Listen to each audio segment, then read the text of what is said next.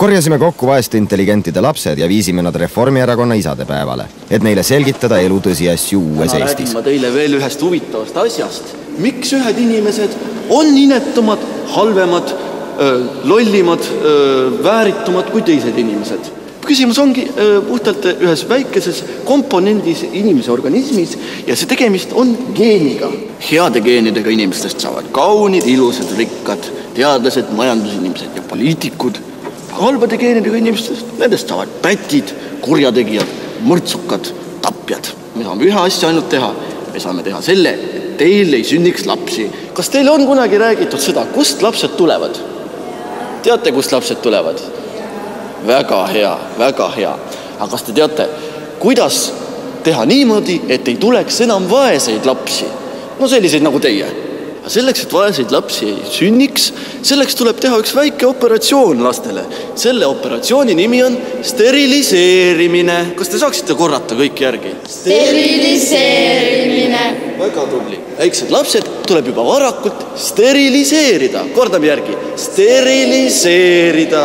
Väga tubli. Ja täna me kohtamegi Reformierakonna ilusaid, tarku, rikkaid onusid, kes tegelevadki vaeste steriliseerimisega. Väga tubli.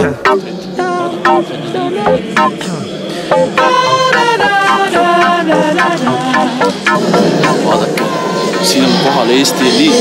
Need on väga targad tähtsad olulised.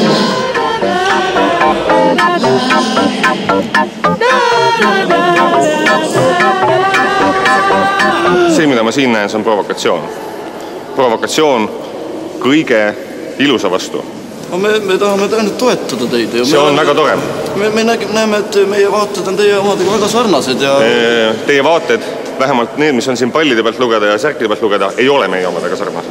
Reformierakond propageerib inimestest lugupidamist vastavalt sellele, mis inimesed on ära teeninud.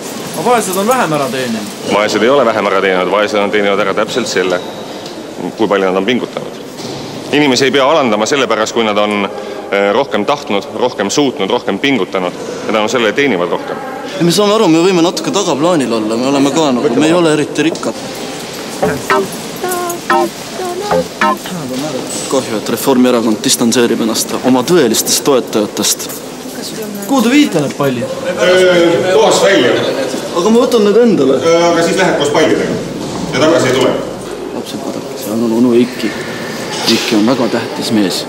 Eiki oli kunagi minister.